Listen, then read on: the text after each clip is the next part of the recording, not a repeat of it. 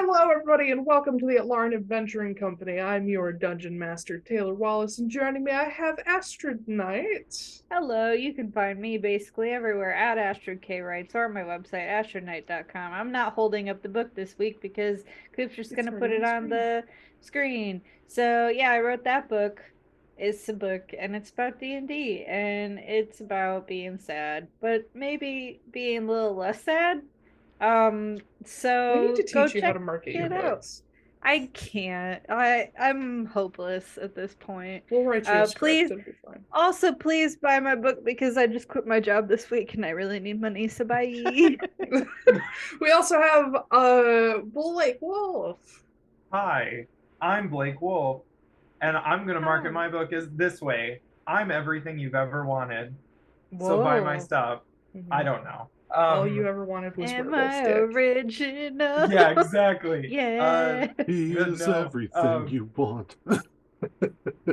indeed. So Continue. yeah, I write books about werewolf dicks. So if you're into that, that's what we got. It's romance. It's fun. There's full moons and full moons, if you know what I'm saying. Yeah, I was about to say, oh. I don't. Can you explain that? Yeah, No, we don't have time. Yeah, so that's what I do. Check them out. There's like, I don't know. I can't even remember what number I'm on now. It's like 22 or 23 or 22. something. Yeah. 22, thank you. I'm glad someone's keeping track. Yep. All right, we also have Zack Gale. Hey everybody, I am going to hold my book up because it's an ongoing gag and I love those. What angle is it coming from? Yeah, new Just angle. a flip up that time. Ooh, Yeah, we're so gonna this get is every my PowerPoint transition. yeah, pretty Yep. much. You Except for gotta the do the paper star cross. airplane, I can't fold this Oh. shit. So yeah, this is my book. Some Empty Houses Might Really Be Haunted. You can find it on Amazon and Barnes and Noble. It's got spooky shit in it, and I'm working on more spooky shit. So if you like spooky shit, you should check out the spooky shit. Yeah. Next time, Gale's just gonna pull it out from behind his head and hit the camera with it. It'd be great. It's gonna Here's be your like one star of those wipe. anime swords. You just pull this giant ass thing out. Yeah. Yeah. And then we have our long-suffering producer, Mr. Zack Koop. Hello, everyone. I'm here. I am taking a much-needed break from Baldur's Gate 3 and from editing to play D&D, which means, in less words, I'm taking a break from D&D and also D&D to play more D&D. And that's basically what I do with my time. You're the one who wanted to edit. Okay. And as I mentioned, my name is Taiylor Wallace, Dungeon Master and Editor. My website is back. I am now an official editor again. All our links are on our link tree on screen or in descriptions wherever you're watching. I forgot to say the titular thing about me that everybody likes to scream. Make sure you look me up on Twitter at Taiylor Wallace. Make sure you misspell it with an I or you'll never find me. Also, Someone just go, ah! also, check out Wayward and the Wanderer. They're our first book about these darn campaigns. That's also on the screen. But yeah. Let's see. What? I still haven't come up with an intro, so roll the intro.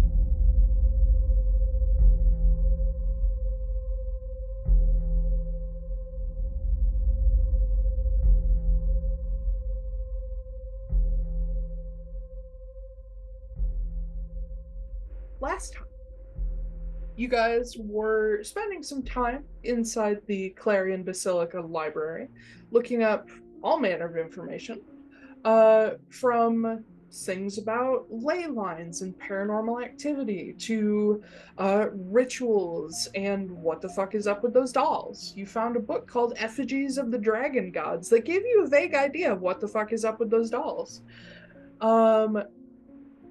Damian found some stuff about the beacons around Oskory and their graduation from basically pyre bastions to electric lights that stay on at night to ward off something. Let's see. You also discovered some information about phenomenon going on in the woods regarding lanterns leading people into the distance. Ezra looked around for smut and found Tusklove because we all love Genevieve. Yeah, that's it. And Oscar. And Oscar. Oscar. You found a book called The Gander, a somewhat knightly tale, Sir Gawain style, of a knight going to fight a goose in the desert Ember Hills, and his fateful fall. But he managed to leave a single scratch on the goose's beak. You guys found some other fun info that I won't detail. You got your notes. After leaving the library for the evening,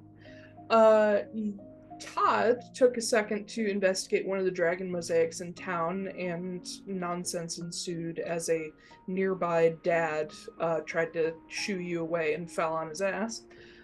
Back at the Ivory and Red, you guys settled in with drinks and dinner, except Damian, who shut himself into his room to start conspiracy theorizing. Ezra, noting that something is weird about Todd, or as you still know him, Zal, took a moment to talk with him, and Todd's answer as to sort of who or what he was to pull the Page of Pentacles. Let's see. Once it got dark, you guys retired to your rooms for the most part. The town shut down with lanterns in the streets being lit and the Ebonmain guards going out for patrol. Preston and Ezra decided to take watches just to see what goes on outside.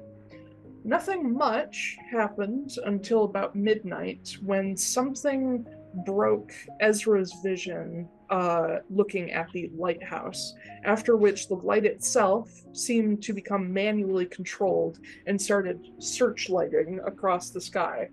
And you could only make out the occasional flying shapes and eventually a flock of what appeared to be bats.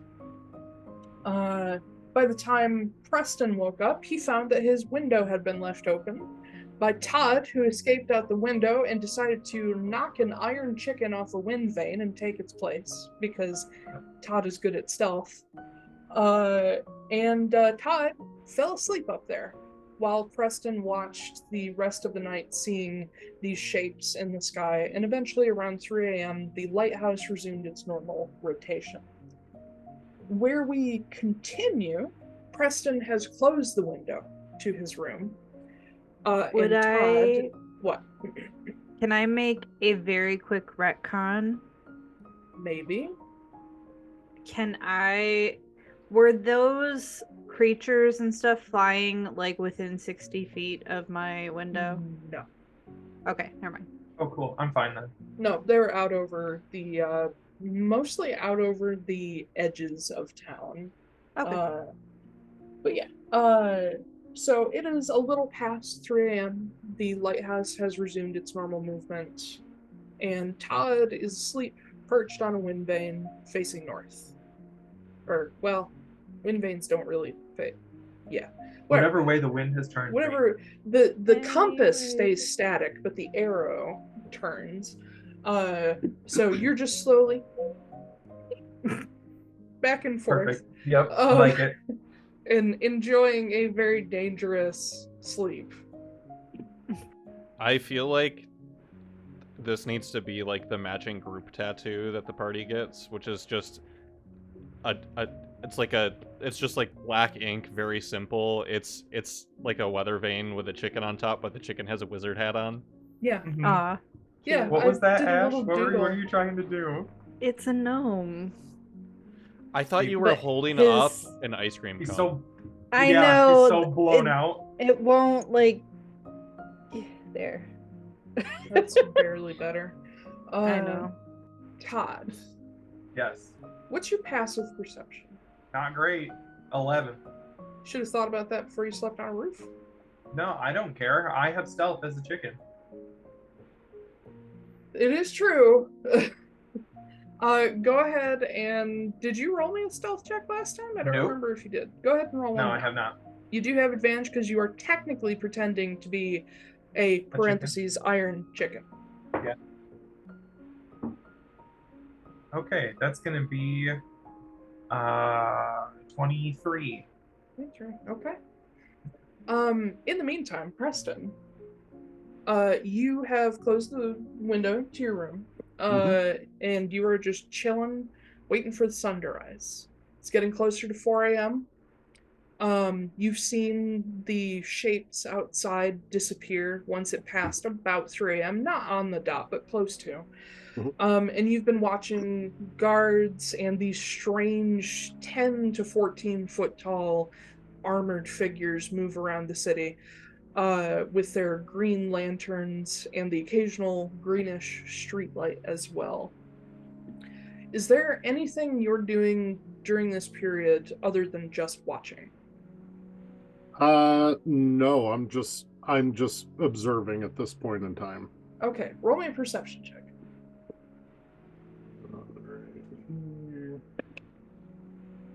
That is a nat 20, Ooh. giving me a total of a 21. Yeah, you just have kind of perched yourself right in front of this window, avoiding any light in your room so that if anything looks in, it doesn't really see you.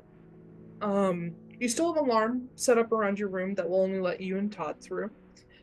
And other than, I don't know how you felt about seeing all those things moving around in the sky, but other than that, it's been fairly peaceful. As it gets to the point in the night/morning where the sky is just starting to turn that sort of hint of blue on the eastern horizon, you can see the ocean in the distance kind of stays pretty dark. But you notice you're not sure if it's a shadow or a flock of something moves northward and toward the mountains in the distance. It's either a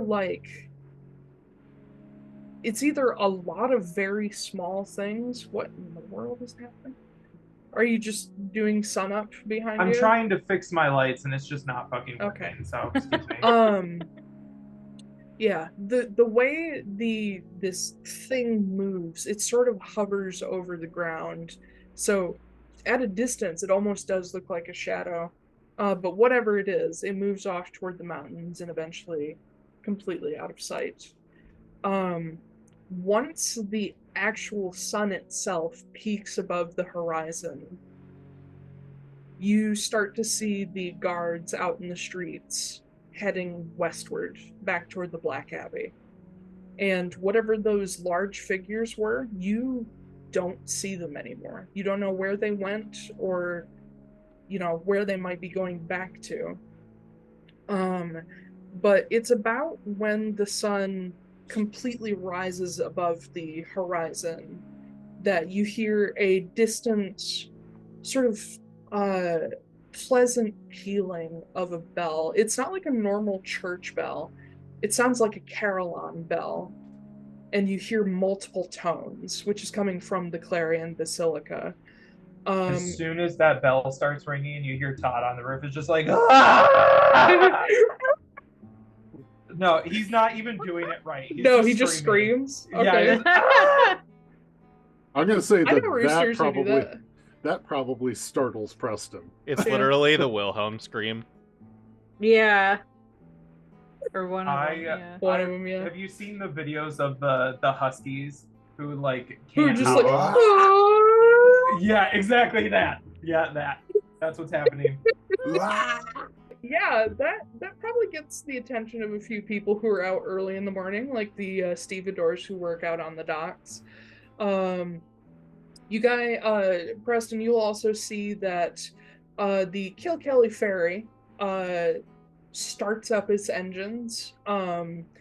You have a vague idea of what its schedule is, and this is one of the days that it actually leaves port and takes people to Amarin. If you guys had still had your caravan, some of you would have been on this ferry to the city of Amarin across the straits. But yeah, the town comes alive, the street lamps go out, the beacons in the distance go out. The lighthouse stays on until it's like fully bright outside, and then shuts down. You see a little boat kind of poodle across the harbor from the lighthouse, and then one go back. And by the time it's time for everyone to actually get up, things seem to be just normal outside. Okay. I would say you also, after you hear that scream, you hear a loud thud as Todd hits the window that he left open that is now closed. And So just Preston's falls getting 2 stories startled to the ground. twice. Yeah, because Yeah. it happens right in front of your face. So wait, does Todd fall off the roof? Or Yeah, the side I of mean, the if he building? hits the window, he just falls the rest of the way. But Okay. I've got slow fall, so it's Yeah. Todd just goes boom, ding, ding, ding, fine. plop, and then just stands right back up. Yep, stands up. You have to And pick then up your just hat, goes- but you're good. Yeah. With my chicken, I'll just mage hand it up to my head real quick and Yeah. make sure nobody sees, and then I'll go in through the front door. If he wasn't hey before, he is now, at least for a while. I never want harm to come to birds, but the sound that happens when they hit windows is one of my favorite sounds. Todd, you kind of scamper, up to you if you want to, but about the time that you're ready to like scamper back into the Ivory and Red is when the doors actually open. Okay. I will just be like that annoying animal, like as soon as she opens doors, and just like and just runs through. I Like, didn't know you were a turkey now. yeah, that's what he is now. He hit the window so hard that he's a turkey now. That would be hilarious. I'm sorry, story. I was thinking about this last night. I was like, what if somebody cast enlarge on Todd and he just like becomes Oh no. That's about as big as he would get too. Oh my god. Yeah. Amazing. Did I happen to give the barman a name last time? Yes. I don't Yes. What was his name? Mads I don't Mikkelsen. remember. Mads, yes. Yeah. thank you. Yeah, that's right. I hate you guys. Other people can be named Mads. No. And happies. It's Sad. anyway. Yeah, you scoot Mads through Mikkelsen. between Mads' hooves and back in. By the time the rest of you are ready to come down, or not, I don't care. Mads and the morning hostess are starting to get things around. A couple folks come in to cook the breakfast that is available to all boarders. And yeah, you can start your day at your leisure with free breakfast and free coffee. So Todd's just gonna hop up on tables and steal people's shit. He doesn't care if it belongs to them or not. Cool. And then he's just gonna fuck off really fast. So Yeah, I love the idea because all the breakfast is cooked to order. They don't really just lay out food to get cold here because I think that's a dumb idea. But Todd hops up on one of the tables and some very like salt and wind-worn sailors are sitting there just trying to enjoy their breakfast after a hard night out at sea. And you just steal bacon, the fruit of life, away from them. And they try to catch you, but you're a chicken. You're a chicken with, weapons on your feet. They're not gonna get you. And they just watch in absolute heartbreak as you steal their bacon. yep. So what you're saying is Todd does what all birds do. Yes. When there's a group of people eating food and access to the outside where the birds are. Yes. Yeah. I'm gonna be Todd real. is the seagull of chickens. I'm gonna be real with you. When you said that he has weapons on his feet, I wasn't thinking about talons. I thought that Todd had like 2 guns, Knives. like Oh. in each foot. You mean these guns? Motherfucker. these are my gun feet. My gun feet. Every time you stomp, they go. Todd is Um, secretly Bayonetta. Yes. That's actually how I all take his off such a feathers are fireball at the knives. same time. I would love a bird made of knives. I feel like that's a Noah invention. Yeah. It's Oh just my a God. skarmory. Oh Yeah. yeah, it would be, It wouldn't is it? just a skarmory, yeah. Mhm. Yeah, but better, because the skarmory looks stupid. Anyway, That's true. Todd runs off with bacon as some of Bacon. you come down the stairs. What are the rest of you doing? Long resting really quick, if I can. There it is. There's the button. I'm gonna come out of my room and start going downstairs. Preston is kind of mulling over everything, and he's kind of rubbing his shoulder a little bit as he's going down the stairs, where he presumably sees Todd fucking deep throating a slice of bacon, trying to like hork it all down. Doing that gross like. What? It's like you do that way too well.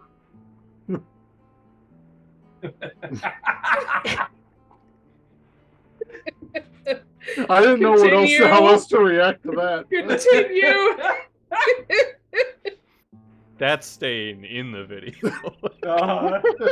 Show us your skills. Yes, please continue.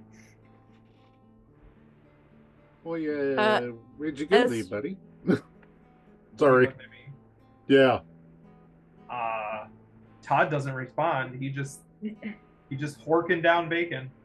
Ezra is going to come downstairs too and find the two of them.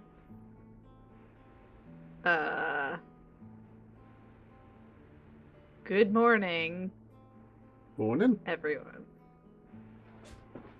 So, did you see all that freaky shit too?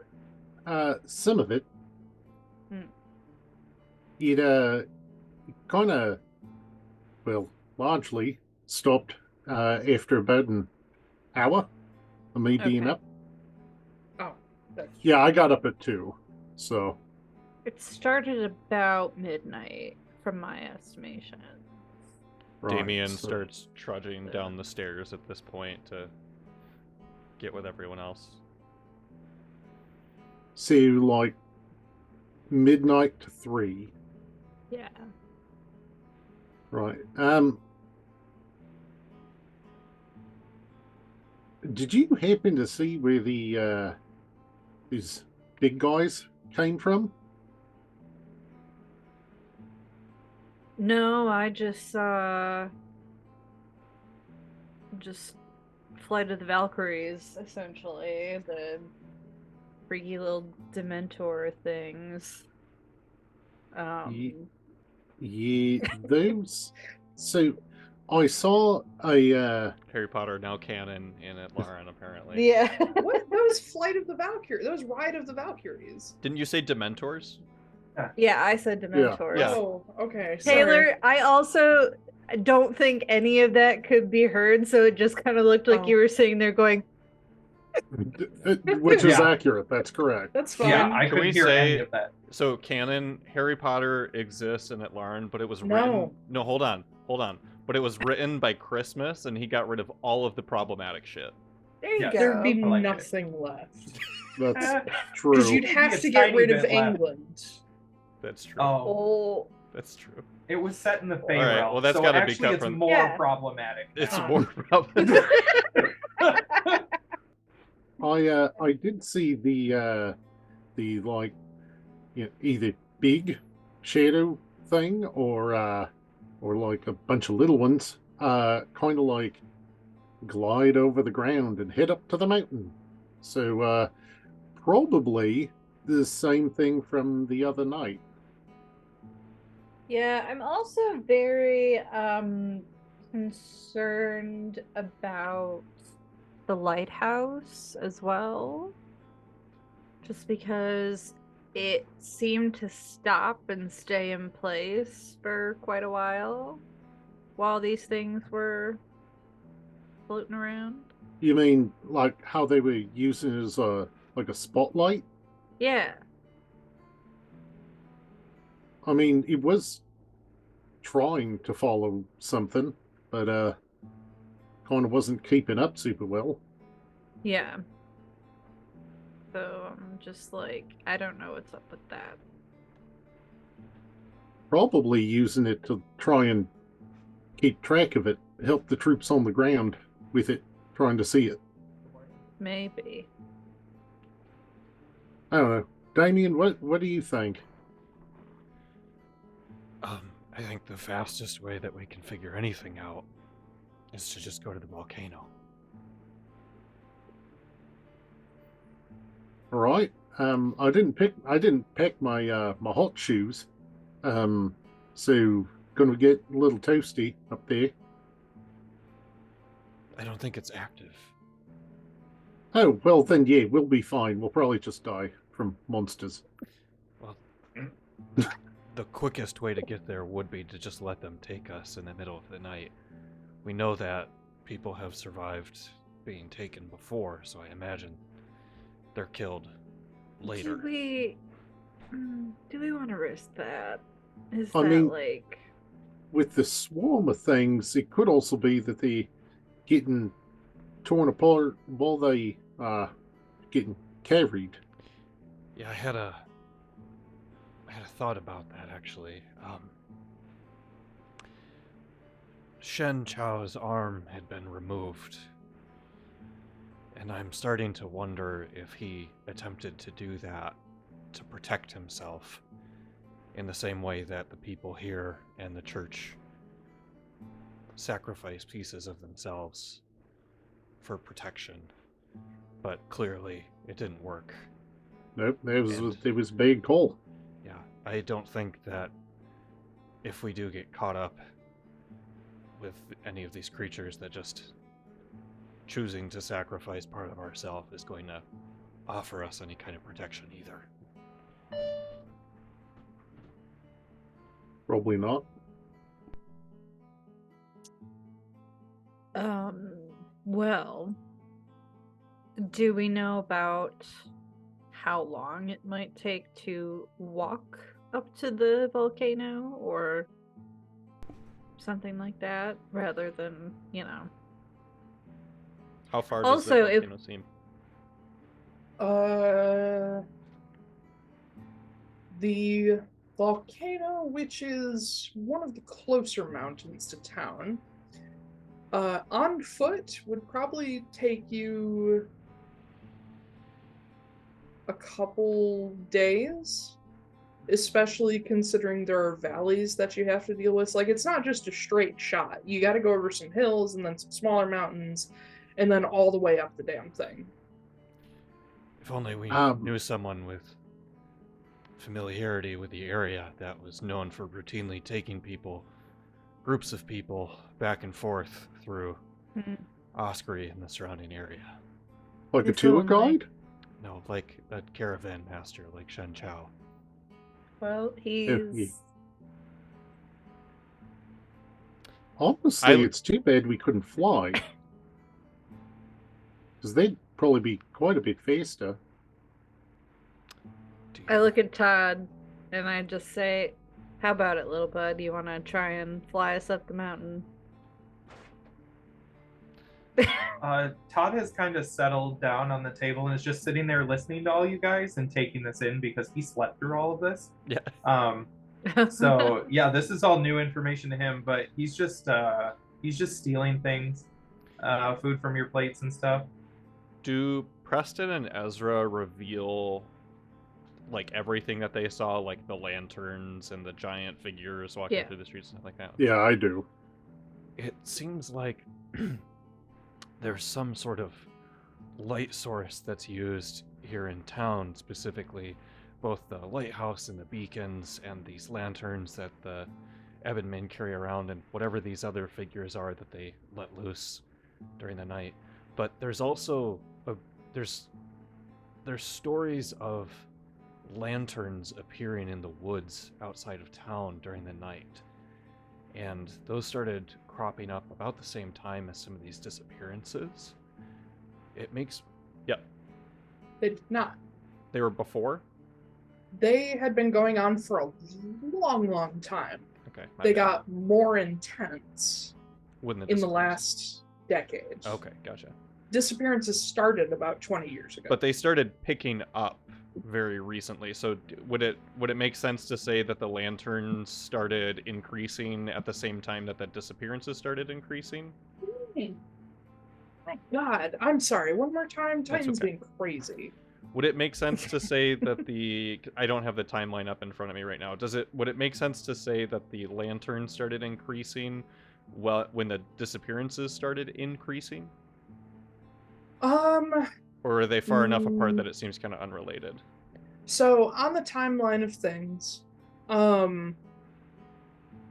the first beacons were built 100 years after the Calamity. Somewhere after that, these lanterns started appearing in the Dorman Woods and the Lannahechee Copse. More beacons were built, mostly as warning systems for pirates. Then about 20 years ago, disappearances started. Not super common, but enough that people noticed. 10 years ago, the lanterns in the woods started intensifying. Okay.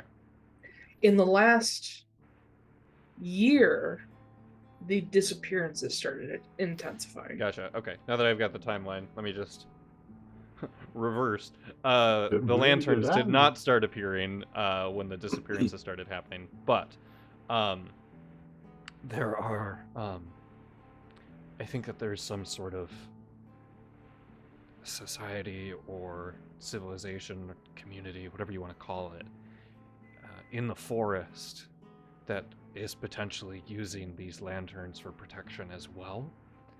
And they may know more about these creatures if they're living in closer proximity to them and what's going on. But there's just the fact that it's lanterns, and then there was so much light being used to help defend against these creatures last night is... It's hard to just call it a coincidence. Maybe that's something that we should try to research more. I mean, if they're all coming from the from Clarion, then we could try and, well, or at least the Abbey, we could try and find out a little bit more information about how they're making it. Because it ain't just regular lantern light. Is there special glass, special fuel? And you said Which is that why some of the town lanterns were also changing? Not just the ones they were carrying, but some of the actual street lamps? Interesting. That's why I kind of thought that going up to the lighthouse might be an interesting trip. Where the generator is. Yeah. Just to see if they had any additional insights. Sounds like we're splitting the party. Don't you fucking do it. I'll kill you. I look don't have to. I look at Todd. What about you, buddy? What do you think we should do? It's horking down some scrambled eggs. Oh, God. I'm gonna throw it on the sun.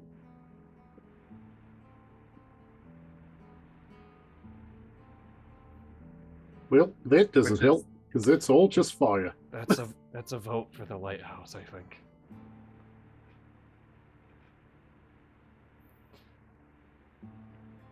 Right, we can check out the lighthouse. If that ends up being bust, we'll head to the Abbey and see if we can scrounge up. Plan and a backup plan.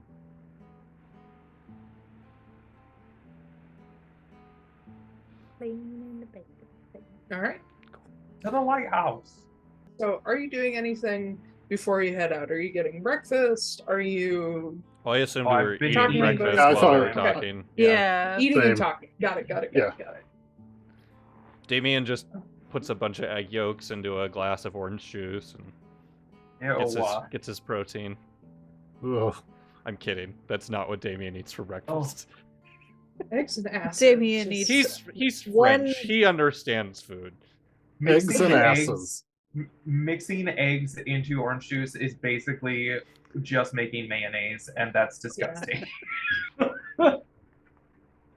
Damian drinks 1 black cup of coffee, and that's it. All right. It doesn't matter if the coffee's black; it just has to be in a black cup. Oh, yeah, there we go. You know what I would love? Seeing Damian in a Douglas Adams book. Me too. Damian ate his daily meal of 1 black cup of coffee. Crunch, crunch, crunch. He didn't require any other sustenance. All of his other sustenance came from edginess. Came from photosynthesis. But yeah, you guys finish up your breakfasts has always sounded like a very strange word. Breakfast. Yeah, Your we're on breakfast. the same wavelength. Yeah. I finish think up your breakfast breakfast. should just Isn't- be used as a plural as well. Yeah, isn't breakfast the we all just finish our breakfast? It All your is, but I like breakfasts. breakfast better. Okay. Okay. The horde of meese. Yes. You finish up your meals, gather up what stuff you need for the day. I believe, how long did you reserve the whole floor of the Ivory and Red for? 1 A week. Gotcha. So yeah, you are safe to leave behind anything you don't 11 need days. immediately.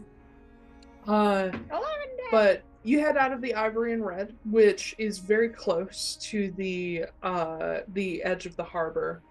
How are you going about getting a boat out to the lighthouse? Because there is no walkable path to it. I imagine we go to the harbor office and go check up on our friend, the Loxodon there. Okay. Yeah, you never got his name. Yeah, I was just gonna say, we didn't catch his name, did we? Nope. Look at Just us, the a bunch harbor of rude master. asses. So yeah, you guys just take a stroll down the Llyweir harbor edge to Kilkelly and to the harbor office itself. The wagon that you guys brought in the day before is kind of pushed off to the side and now empty. Seems like it's going to be repurposed for something now that it doesn't have an owner.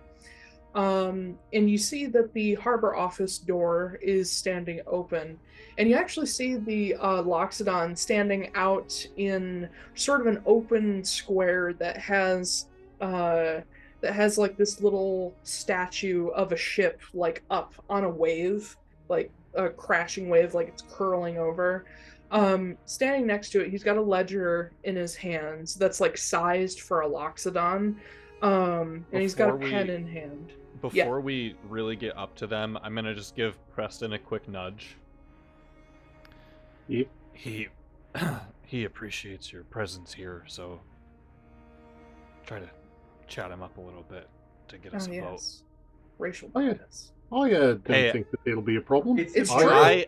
I did insight, and that's what you told me. So No, it's true. Racial bias is a real thing here. Like, you talk to a dwurf, they're gonna like to talk to a dwarf more.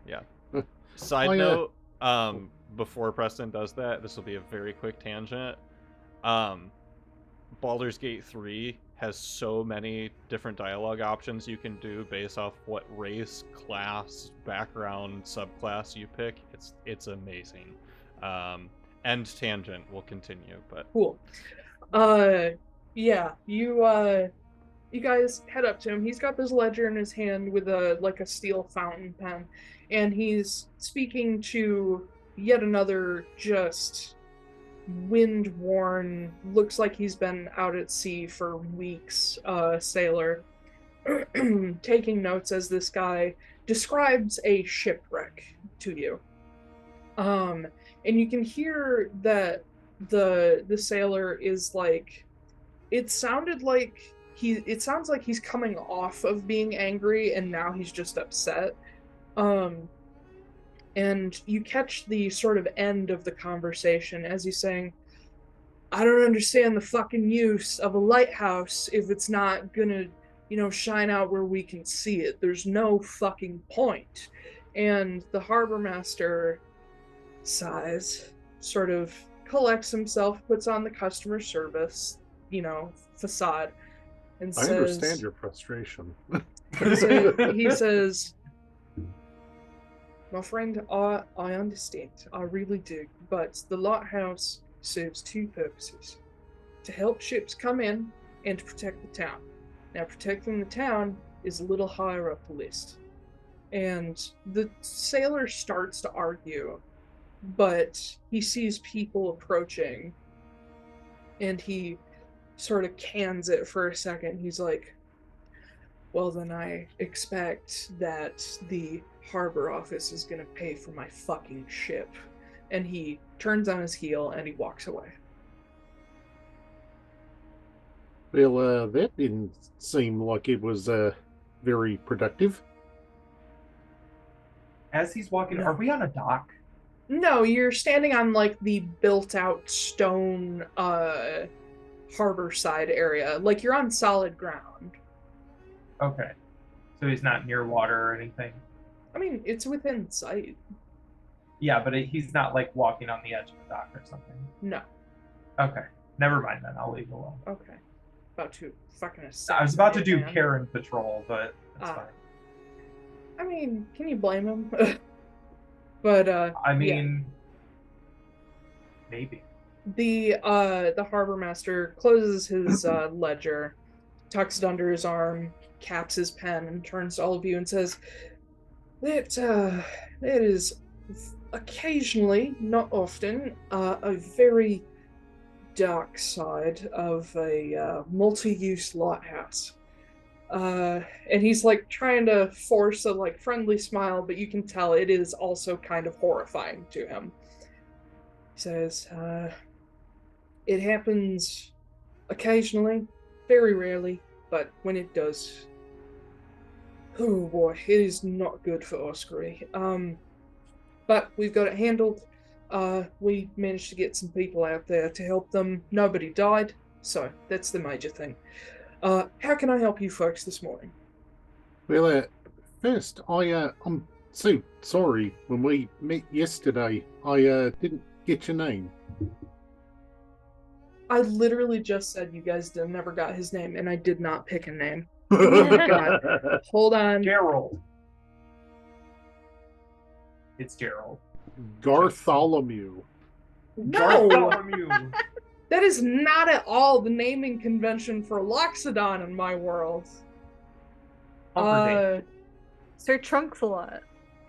Ooh, Sir Trunks a lot. The I like hippopotamus. big trunks that I cannot Yeah. buy. This is one of my least favorite things that you guys do to me, is when I don't have a name. You just start screaming things at me. Oh, it's hilarious. It is, Bob Sir Dead Bill. The Bobcat Bill.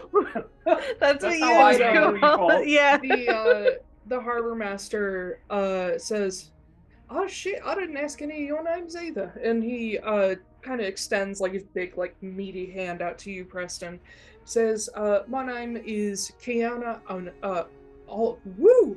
fucking Hawaiian names. Kiona Oline."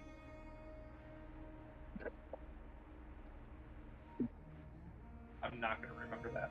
That's fine. Fiona. I'll put it in the chat for you guys. Just remember that in Hawaiian names, you pronounce every vowel. Yep. Ah. Oh, it's so, almost like Japanese. Kinda. I'm Preston. Alicia? Preston. Yeah. Alright, and he looks over at the two elven brothers and says, "In your names, gentlemen." Yes. He looks at Ezra and I is like not the question mark on that. and is not sure. He wants to be respectful, but he's just like Man, not lady, sure. man, sir, lady, man. Sir man, bro. Gentle people. Gentlemen. I prefer your grace. No. Oh my god, can that please be something? My pronouns are your grace. and Yeah. your honor. Your Yeah. Majesty. Yeah. Yes. Yeah. I love it. Maurice. Ezra holds out a hand and is like, Ezra Castille. And gentleman is a fine enough descriptor, but you know. And he nods. He's like, "Just wanted to make sure. Don't want to be disrespectful." And he shakes your hand. And he looks to Damian, also with a hand extended. I will switch my cane over to my left hand, shake his hand. Damian, Castille. Oh, related? You two don't look that much alike. We're good. I'm yeah. Got it. Good. Anyway, what can I help you folks with this morning? And then he stops and he looks at the chicken. He's like, I'm so sorry. And he leans down and he offers like a couple fingers out to Todd. And he says, and it's a pleasure to meet you as well. It's Sale. That's Sal. Sal. Todd reaches out a single chicken foot and like shakes his hand. Yeah. Yeah. He shakes. And He's very well trained. Straightens back up and he nods. He says, I can see that. It's a nice little hat you got there. But he turns to all of you and says, now, as I was saying, what can I do for you this morning? Well, as it happens, we're kind of hoping to go check out the lighthouse. We caught the light show last night. Oh. Well, as that doesn't normally happen. Only when things get out over town. But everything other than the wrecked ship is fine. I mean, I know Lewis likes visitors, but I feel a bit weird just sending people out to him. I'm sure it's fine. Sure. Let me talk to one of the stevedores, see if they've got one of the tugboats free, or maybe a fisherman will give you a ride. Give me just a minute. And he sort of walks off. The stevedores? Stevedores. That is what a that's what you said. Yeah. Okay. I heard stevedore... like the word conquistador in my head, but with the name Steve, and I was like, a stevedore is an interesting person. Yeah. They're also called longshoremen. Oh, okay. Cool. Yeah. Had no idea. They're just the people who load and unload ships at a port. Stevedores, longshoremen. They're all named Steve. Shoremen, harbormen, fucking There's one Steven. hands. Yeah, there's one Steven. There's always different. Yeah, they have to call themselves longshoremen unless they have at least one guy named Steve.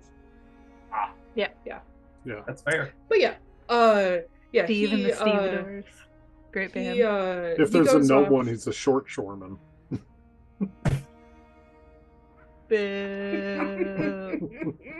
This is Short Steve. This is the harbor. Sorry, that one got me.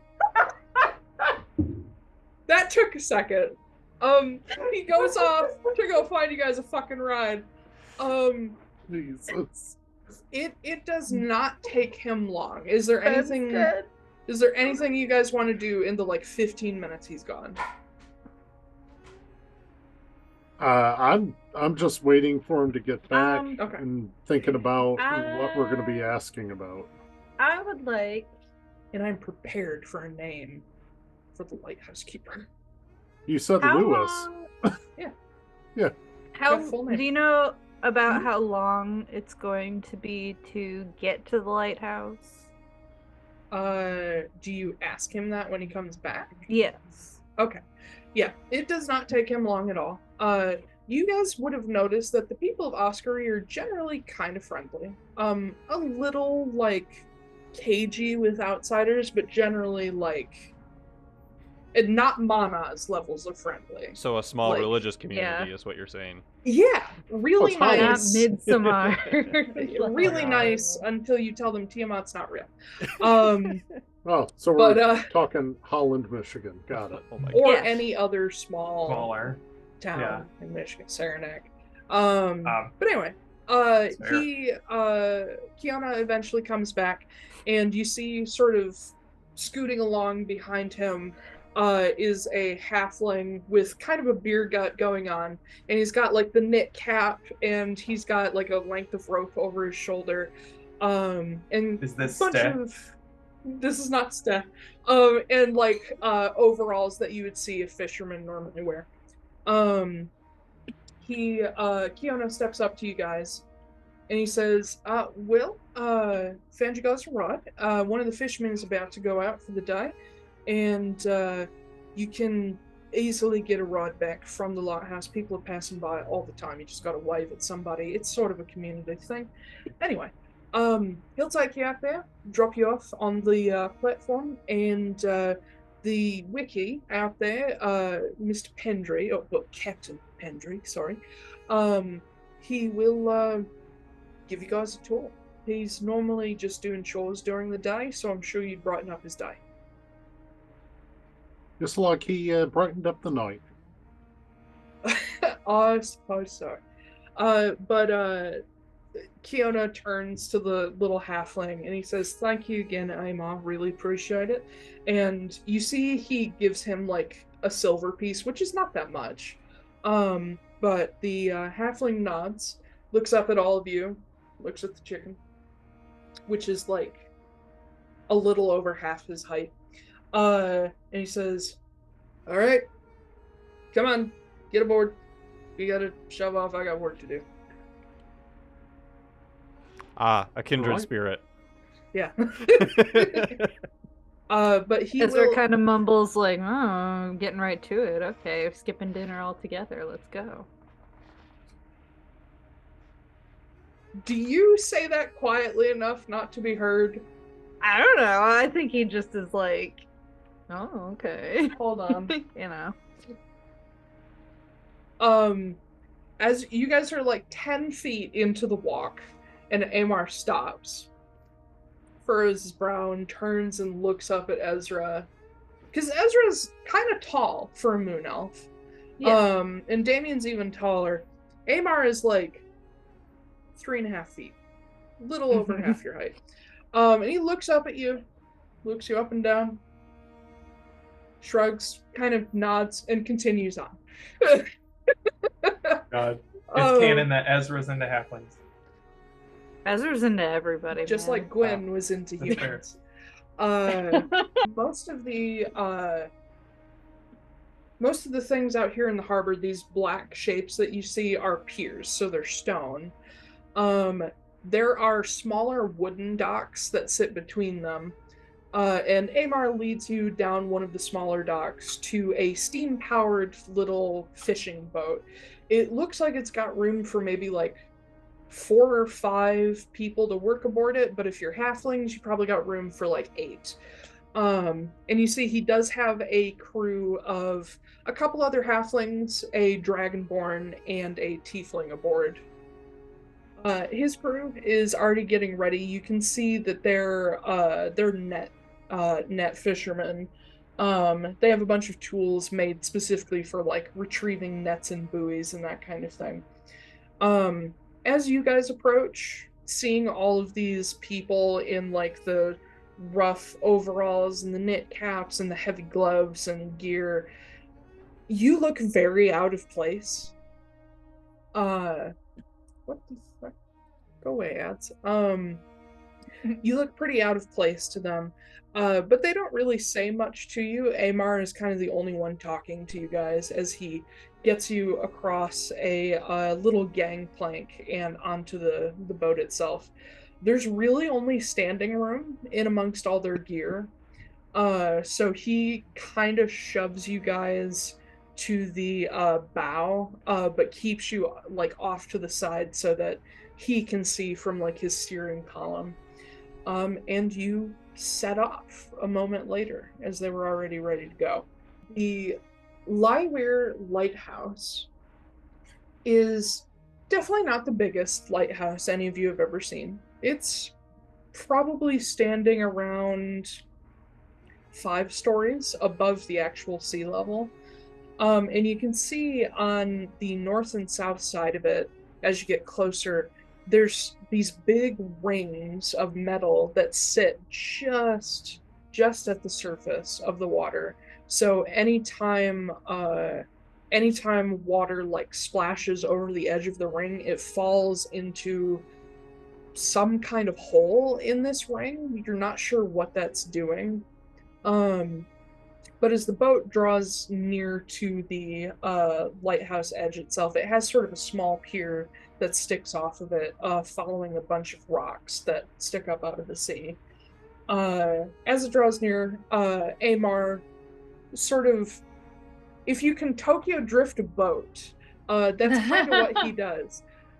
Because they have, obviously in our worlds, like fishing boats like this have tires hung on the side of them so that they can just kind of hit up against docks without damage.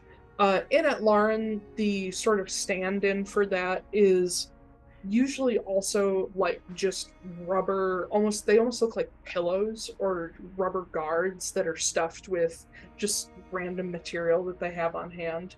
So these guards kind of bounce you guys off the dock, but by then the crew has already thrown 2 ropes up and moored the ship so that it sits tight up against the dock for a moment. Amar throws out the gangplank again and sort of motions you guys to hurry the fuck off his boat. And he says, I don't know how long you all plan to stay here, but we're going to be out for the day. So if you see somebody passing by when you want to leave, just flag them down. Most people will help out. Tip your drivers and all that nonsense. Get the fuck off my boat. I shake his hand and I give him a gold piece. I was just going to do the exact same thing. Amar like holds it up between 2 fingers and says, this is a man who understands how business works. Thank you, sir. And he pockets it and gets you guys off his ship, pulls back the gangplank. And the Dragonborn, after the ropes go free, the Dragonborn does something really weird. He hooks his arms on the edge of the boat and he kicks the boat away from the pier. And you kind of get why he does it, because otherwise they would start to drift into those rings, and they don't want that to happen. But now that you're standing on this pier, it's just a long, solid, like stone brick pier jutting out toward town. You can see, now that you're a little above the water, you can see that these rings, the sort of cylindrical hole that they make, as water goes down in, you can hear the distant hum of electricity. These are tidal generators. Basically, anytime the waves come through, the water turns turbines inside of these things. But you see the lighthouse standing before you. It has a little cabin built onto the pier. And the upper part of the lighthouse has the classic, like, ringed-in catwalk around the light itself. The light, of course, is currently off because it's, broad daylight. And you see, hanging from the catwalk by, like, a rope pulley system, there is a decrepit old man who is so old to the point that you can't really tell what kind of elf he is. Thank you. And he's like swinging himself like along, and you see there's like a track along the catwalk, and as he swings himself, he gets himself further along, circling the lighthouse as he's painting it. The oh my lighthouse. God, it's Willem Dafoe. It kind of is. Well, it was Robert Pattinson that was the one hanging down, but he's doing it all himself. So it's quite the operation. And he's got like adjustment ropes so he can like lower himself as he goes. The lighthouse itself is painted a bright red with a couple white rings to break it up. But yeah, he's just painting away with like a sizable brush. Question. Yeah. Looking out at the rings that are the tidal generators and just like what we can see of the lighthouse right now, do I see any like glyphs or like arcane markings on any of that, suggesting that there might be any like magical aspect to it? Make an investigation check. Okay.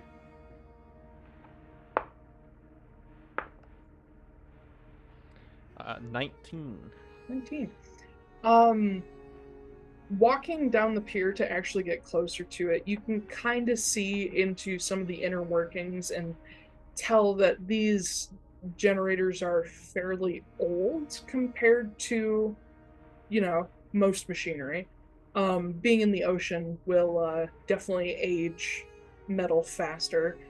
But as far as you can tell, these are entirely mechanical. Okay. And fairly simple too. They're not the sort of wave generators that some places use. They just use the sort of rising tide to move the turbines. But as you get closer, the elf hanging from these ropes, you see he has a very nice, like, dark navy captain's jacket, and then an apron that kind of goes over anything. But you see, it's spotless. He's managed not to spill a single drop of paint on himself.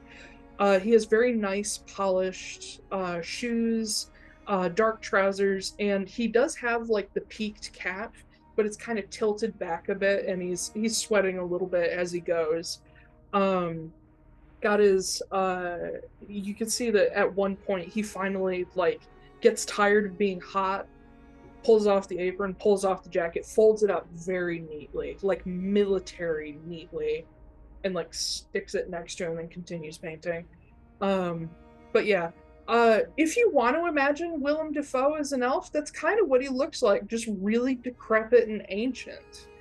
And he is so weather worn that you can't tell if he's a wood elf, a sun elf, or a moon elf. But he's a little guy. Willem Dafoe would make such a good elf. Yes, he would. Willem Dafoe is an eldritch being, so... Yes. Also, I like how you mentioned the pristine coat, and I looked down at Ben's photo, and there was just a glimmer of "not for long." I feel like I saw there. Yeah. How high up is he? He's hanging probably about midway, so 25, 30 feet. Oh, okay. At least from where you guys are. Oh, he's too far away. Okay. As much as I do like the idea of an elf Willem Dafoe, I do prefer goblin Willem Dafoe personally. Yeah. Yeah. Anyway. Ahoy they, Wiki. And he pauses, looks around like he's not, like he's haunted, like he doesn't quite know what's happening, and then he thinks to look down. He's like, oh, hang on real quick. While he's looking around like he's haunted, can I project a voice into his mind? Oh God.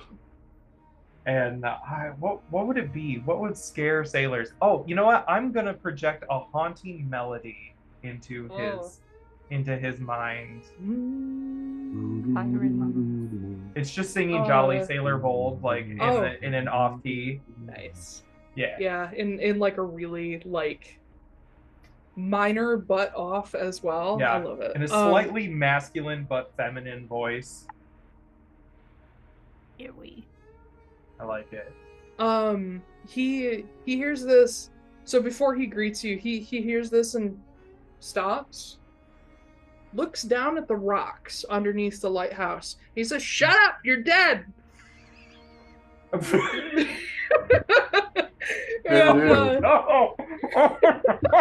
going to... Everyone else is just like, Nobody- what the hell? Nobody So I knows what was happens, going- but Todd is like, "Oh shit, I know things now." I was going to do this anyway, but like after we talk to this guy, but now I'm gonna do it now. I'm gonna Okay. cast Detect Evil and Good. In this town. So yeah. So Oh man, that would have been good last night. within 30 feet of me, well, it only works within 30 feet of me, so I mean, you're within 30 feet of him if you guys get up to the lighthouse. yeah. So I can detect aberrations, celestials, elemental, space, fiends, or undead. Oh, once again, the phase fiends are undead. Fae, fiend, undead. Well, that was a blood hunter thing before, but It's gonna be the entire rest of the campaigns. Be like, "Are they fake or dead?" They're like, "No, Yeah. no, they're not." or aberrations. There's more. Yeah. Ooh. Aberrations, celestials, elementals, and I mean, I'm technically not an aberration, I guess. So You're an aberrant mind sorcerer. that doesn't make me an aberration. that doesn't make No, him it an doesn't. aberration. Yeah. And the also, aberrant mind has been infected by an aberrant being at some point, though. So Yeah. you do get something, Ezra. Not a creature, but you detect that the land beneath the lighthouse has been magically consecrated. Oh. The Hallow spell. hollow. It's not very strong, Hmm. but it's there. Obviously not, since the siren is still singing from below the ground. Yeah. It's haunted, but hallowed. But yeah, the wiki, like, he yells "shut up" down at the rocks, and then he sees you guys out of the corner of his eye, and he's like, oh, get one, hold on. And he, like, he is weirdly strong for an old man. This elf looks like he's in his 700s, like past the point of death for most elves. He swings himself out on the rope, so he's no longer sitting on his little swing platform, and he lets himself just drop as, like, all his gear acts as a counterweight. So he descends quickly, but not like deadly fast. My God. And the urge to kill this man is so real, and I don't know why. and Will give you the sweet release. I want to do it. when he comes to the end of the rope, he's kind of swinging back and forth, and he gets a little momentum and just gets a toe on the pier and finally pulls himself over and lets the rope go. He is 5'0", which is on the, kind of shortish end for an elf. His ears are longer than most elves you've ever met, which the elves in the party would know that means he's probably actually an Atlaran. And he's a little, like, hunchy, but not too much, and he scoots his way over, and he reaches into his belt, and he pulls out this little, like, maybe foot-long rod, and he does this, and it extends into a little cane, and he hobbles his way over to you guys, and he sort of tilts his peaked cap at you, and he's like, well, good morning, friend. Welcome to the lighthouse. I forgot you were coming. Hello. Hero Forge is dropping their face customizer, like, imminently, and I cannot wait to make a miniature of this man that looks exactly like Willem Dafoe. Yes. Forgot we were coming? Yeah, that's what he says. We just kind of decided to stop by. Oh, you didn't have a tour scheduled? Nope. No. And he reaches he, like, pats himself, looks up at the swing, realizes his jacket's still up there. He's like, shit. I can get it for you, and I'm gonna cast Mage Hand to How far go. does Mage Hand go? Yeah, so it should be able to do it. No, because feet. he used it as a counterweight, so it's now 50 feet in the air. Oh. Yeah. Well, he kind of like does this at it, and he's like, it's fine, I'll go get it later. I got tools for that. What? Hello. While he's talking one more time, just like, la da da da da da. Oh my God. I want to hear it. I just want to torture this man. And he, in the middle of talking, he holds up a finger, even though you guys weren't really saying anything. And he turns, and he walks up to the edge of the pier where he can, like, reach some of the natural stones, and he smacks one with his cane. And he says, shut the fuck up! You've been dead for 200 years! Sorry. Who's been dead for 200 Oh, years? the sea rock witch, like, sirens, that's what they're called. Rock Anyway. Hey. Welcome to the Llyweir Lighthouse. I'm always happy to see new folks. What can I do for you? We had some questions about the lighthouse and My the favorite light, kind. the light show that we caught last night. We saw it kind of being used to, like, keep an eye on the critters. Yeah. The critters. Not my best work. Not my best work. I forgot my glasses last night. Not my best. Is that something that usually happens, or Sometimes. like how often would we say? Monthly. Okay, that's pretty usual. I would consider that regular. If you managed to see one up close, See one what? the I've seen the a lot of things- things. the kid. flying things that you were following last night. Oh, the little flappy bastards. Yeah, sometimes they run into the light. What about the big one? What big one? Oh, the really big. Yes. Sorry, when you're as old as I am, sometimes it takes your brain a second to catch up. Yeah, she's been running around these parts for the better part of. How long's it been? 20 years. 20 years, yeah. Yeah. That was him thinking out loud to himself. You have any idea what it might be? No fucking clue. Insight check. Okay. Yeah, I'm gonna follow suit on that. I think he's fucking her. Natural 1. You think he's fucking her? Yeah, I Yes. think she's the Shadowfell dragon, and she turns into a woman at night and satiates all his weird, They kinky bang. dreams. And Wow. then, You think And I'm then- going full lighthouse? yeah, right, Okay, whole lighthouse. okay. Oh, Yeah, man. I will be Mermaid the with the coochie. That's exactly what Uh-huh. you think, by the way. Yeah. I'll No, be I the agree. I'll be the second person making the insight check there on that as well, because I also want to know if he actually knows anything. He's old. He's seen a lot of things, so the fact that Mhm. he doesn't know what it is a little surprising. 700 years worth of things. God, I Mhm. can't roll Well- for shit. Oh, that's a 16, not a 6, so that means this is actually going to be decent. 26. 26. It is not that he is unfamiliar with the creature, but he has no fucking clue what it is. Gotcha. He truly has been seeing it for 20 years, still doesn't know what the fuck it is. You say that sometimes the small ones run into the light. Oh yeah, they're stupid. So If you they blind run them into... just at the right time, they hit the glass, and sometimes they die, and they just go.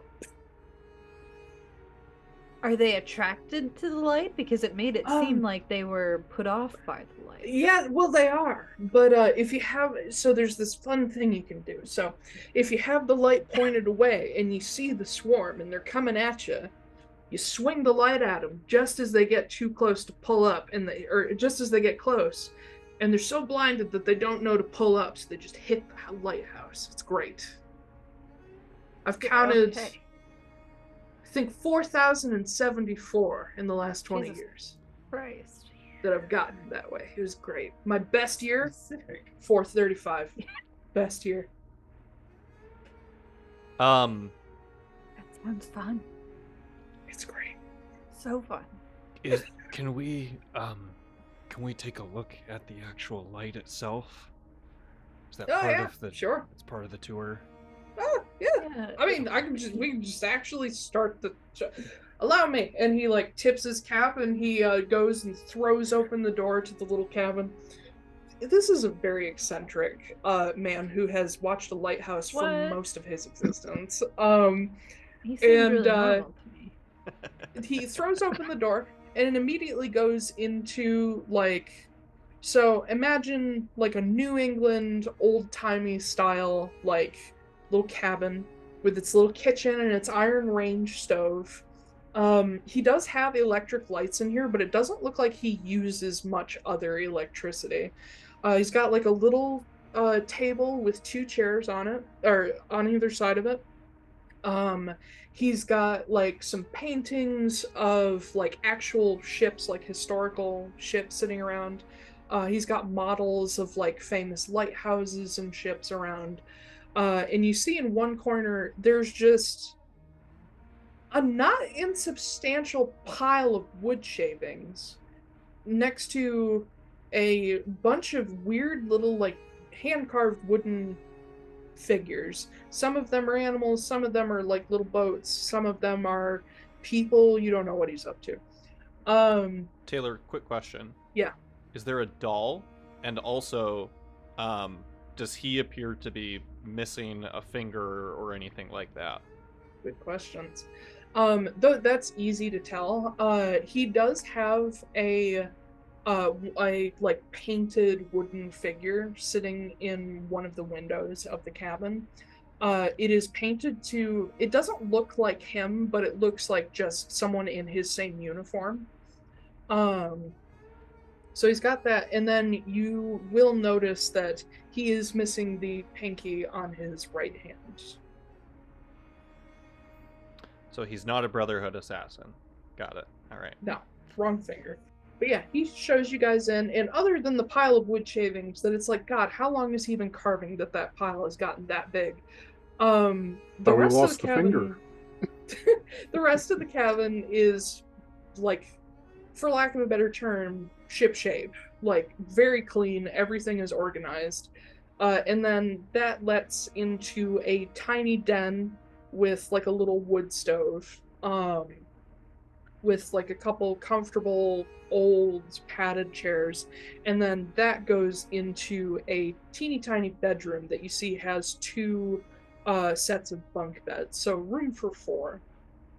It doesn't look like the upper parts, the upper beds get used very much, but thank you for the Willem Dafoe gifts. This is literally what I'm imagining this whole time. But you do see that sleeping in one of the beds, there is another man who has like the blankets pulled up to the point where you can't see his face, but you can see like a mop of brown hair. And he is just quietly snoring away. The wiki that you're talking to doesn't seem to care that his companion is asleep. He just keeps talking at full volume. And he just sort of gestures broadly around and he says, well, you know, nothing much to see in here, just the living quarters. We keep this place up to snuff constantly. And underneath, if you're interested in seeing how the actual lighthouse works, there's all the electrical inner workings, and then there's the oil storage for when the light goes out, because sometimes power outages happen. I'm sure you saw outside there were the wave generators. I keep those up too. And he starts walking through the cabin, and when he gets like next to the iron range that he's got, you see that there's a kettle sitting over the still slightly smoldering range, and he pauses and turns back to all of you and says, would anyone like any tea or coffee? Or that's all I've got. I'm okay, thank you. I will take your silence as a no. And he continues on. And he kind of just starts spouting off lighthouse facts about how the lighthouse used to be worked by a counterweight system where they would fill it up with oil and crank up a weight that would slowly turn the lighthouse actual beacon while it fell. And he talks about like the change to electricity and how a lot of his job is just watching things now and cleaning things and not really interfering with the light unless something breaks. And he talks about how when he was younger, they used to float the oil-powered lens on a mercury bath, and how he's glad they don't do that anymore because he lost a lot of assistants because of mercury poisoning. This is real life facts, by the way. No, I know, I believe you. This is why so many lighthouse keepers went fucking insane, was because they were all breathing in mercury vapor constantly. Hell yeah. And he talks about like the difference between old lenses and the Fresnel lens that used to be used and all that shit. And I don't know how much any of that interests you guys, but finally he gets into the actual lighthouse like base itself and starts taking you up a spiraling metal staircase. He says, this lighthouse has existed since before the first houses were built in Oskory, the city of Amaranth. commissioned this place because people just kept wrecking into the sides of the mountains. And you'd think people could see mountains, but apparently not.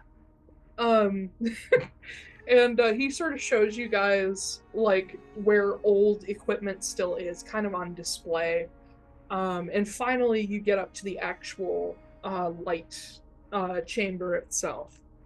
And he shows you this gigantic sort of glass orb that's the glass is very carefully molded so that all light is refracted in parallel lines. This is called a Fresnel lens, and it makes it brighter and more focused.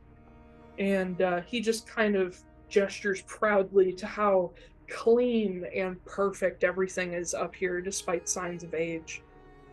Says, "This is my pride and joy. I've been here since this darling was replaced back in, oh boy, what year was that? A long time ago. My father was a lightkeeper before me, and he was the first one. He saw this whole place built. He used to run it with fire instead of oil and electricity. But he finally stops his rambling and faces you all and says, "Now, does anyone have any questions?" How do they notify you when the smoky little bat things are in the area for you to actually shine the light at them? Oh no, I'm the one who tells everybody else. How do you see them so well? And he goes over to, you see out on the railing, there is a little waterproof box sitting there that's constantly there. And he kicks it open instead of deigning to lean down. And you see inside there are a number of implements. There is one old brass spyglass, and there's a more updated pair of binoculars. And he hands you the spyglass. Says, "Take a look." I'll take a look. Yeah. You extend it, and when you get it up to your eye, everything is in grayscale, but everything is almost too bright. This the classic spyglass Skyrim night eye. has, this spyglass essentially has night vision. Okay. Says that, and I've got some nifty pairs of glasses in here that some of them do similar things if I'm just on general watch, but this is for about, after midnight when things really start popping off. Where do you get those glasses? My father. Okay, right. Family heirlooms. In fact, almost everything in this place is a family heirloom or I built it. Right.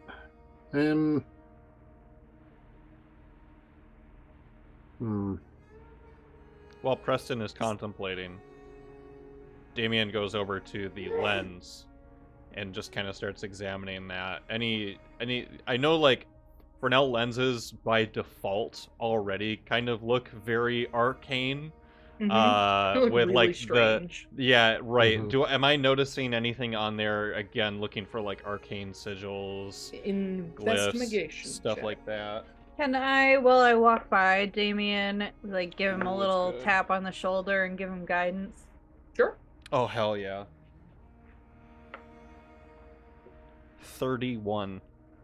Oh, Shit. All right. Yeah. everything about The front of the lens, which God help you if it turns on right now while you're looking at it.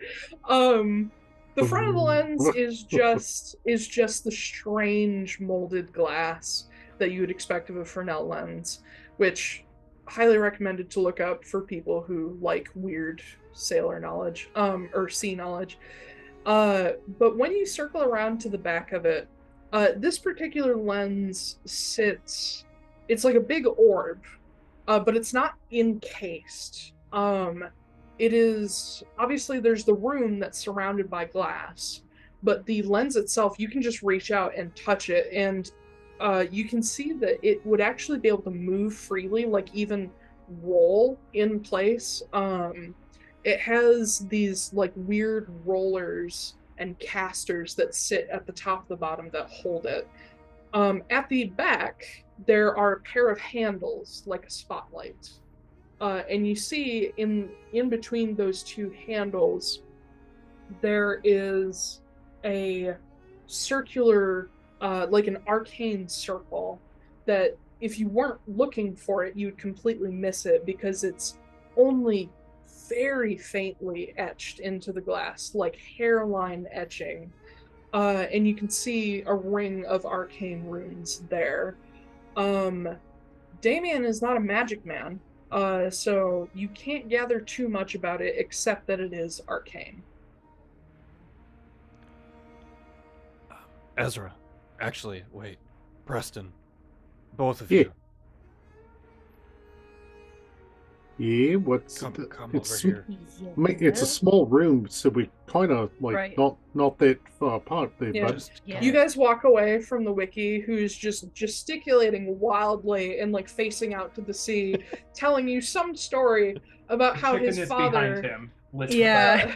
about how his father had to fetch the roof of the lighthouse in a storm, and he's just like went out there with just a rowboat to get it back before it sunk, and yeah. This is the best behaved Todd has ever been. He's just like Yeah. wrapped Just his For sitting now. there chin. listening. Yeah. He's up against the railing? Not against it, but he's like facing it. Yeah. Yeah. Why do you Okay. want to kill this man? I don't know. Shit. I want to send him into an easy afterlife. Just a sudden drop and a sudden stop. A short drop and a sudden stop. Short drop and a sudden stop. Thank you. Yes. Yeah, Yes, well, let's we're hang the him. ones who are gonna get blamed for that, not you, because you're fucking chickens. And Yeah, everyone's I know. going to be able I to want see a it new because party. it's a lighthouse. I want a new party. I don't like you guys. Already? I mean, all they have to do is zone a truth, and we all just like willingly submit. Right. Yeah. But anyway. Ezra and Preston, when they get over to me, I'll point at the arcane runes there. What am I looking at? What is he looking at? Make an Arcana check. Yeah, I was gonna gonna wonder get if it was in a my language that we self-guided. knew. Arcane runes are generally not they're not words, but you could recognize what like language the runes belong to. I've realized Unnatural Mine too. 20. I've realized Mine too. that arcane runes are almost like looking at code. Yes. It doesn't look like it's not words. It's Yeah. code that It's- uses symbols that you recognize. It's Yeah. code mixed with equations. Yeah. The two of you together, being that you rolled pretty close together, you look into this little circle, and it takes you a second because you have to like sort out what is runes from what is just the odd scratch or the weird like molding of the glass. But eventually you're able to suss out that this rune really only needs a touch to start it. It does not turn the main light on. It would need a touch and like an activation word to start it. It does not turn the main light on. It starts another light of some kind. From what you can gather, it is a magical light that has warding abilities. And it's sort of the second function of the lens. I say all that. Same. What's the lighthouse dude's name again? You heard the harbor master refer to him as Lewis. Okay, I'm gonna assume we're talking to Lewis. Lewis. Why is that funny in that voice? But he stops now in the middle of a story about the time he got washed up on one of the sandbars and had to eat his own shoe while he waited for rescue. And he like pauses and he turns back and sees all of you inside instead of out on the rail with him, and he sort of hobbles in and he's like, yeah, taking oh yes, this is how we ward off the beasties. How can I help? The runes on Yeah. here, they seem to activate a second light that Yeah. has like warding abilities. Yep. So Where- they're really not. Are they averse to light in general, or are they averse to magic? Most of them, yeah. Where does the other light come from? Is it still here? I mean, so the lens, and he sort of like brings you up close to it, and he points where you can see through the refracting that the bottom of the light is like attached to wiring, so you don't want to like roll it too far in one direction. And there's like gauges along the light that sort of help him keep the wires from like twisting to the point that, sorry, that's not how this works. This would work through like magnetism and Gotcha. metal to metal contact. So there is wiring inside of the light that attaches the actual bulb, and then it attaches to metal at the bottom of the light that so it can spin freely without twisting wires. He points down at that. He says that electric system leads down to the batteries and the generator, and then this little thing is powered all on its own. It's an enchantment. It's been around for, hell, I don't know, hundreds of years. Never runs out. Don't have to replace the batteries. Do you know what sort of magic? Like, if you had to guess if there was a school of some sort. I'm not really a magic man myself, Gotcha. but it was enchanted by one of the past Ebonmain Order Masters, so I assume it's some kind of divine thing. Okay. Do you happen to remember the name? Quit asking these questions. No. What is your name? Do I get a ping on my detect evil and good from the lens? Oh wait, I do have the name for this person. Anyway, hold that 1 second, Ash. He says that was the lady the harbor's named after, Ninian Llyweir.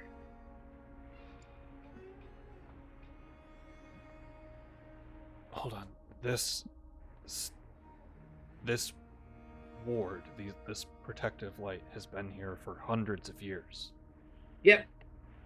But the disappearances only really started when our big dragon friend started showing up. Yeah. I mean, there's uses for, monster, a monster light, I guess, or an anti-monster light even before those started. Used to use it to ward off sea serpents. Yeah, going back to that, Taiylor, do I get a ping off of anything from my detect good and evil? How long does that stay up? 10 minutes? That would have gone by now. Shit. You'd have to Okay. recast it. He talked a lot. I don't wanna. Okay, never mind. Too bad. I'm not super magical, but I'm gonna take a shot at it. From my, because I happen to have researched rituals to protect against monsters and shit just last night. Yep. Is there anything in there about what kinds of, like, how things like this protect against certain kinds of monsters as opposed to others? Like, maybe not beasts and monstrosities, but like specifically how like detect good and evil is like fae, fiends, undead, stuff like that. These wards that exist around Oskory don't necessarily target a specific thing. They Right. are more a protection against things that would do the protectees harm. Gotcha. Is there anything from what we've learned so far that I don't see anything in my notes, but I don't remember if there's anything that maybe I haven't taken down where there was something that happened 20 years ago, like something else happened, like someone came to town or something like that. I looked into it. There wasn't. No. Yeah, not that you've heard of. Okay. Have you seen the green lights in town? Yeah, that's what this is. Same thing. So the warning light is the same as the green lanterns. Yep, just big. Right. And do you know if the same person created those lanterns? Oh, well, she didn't create all of them.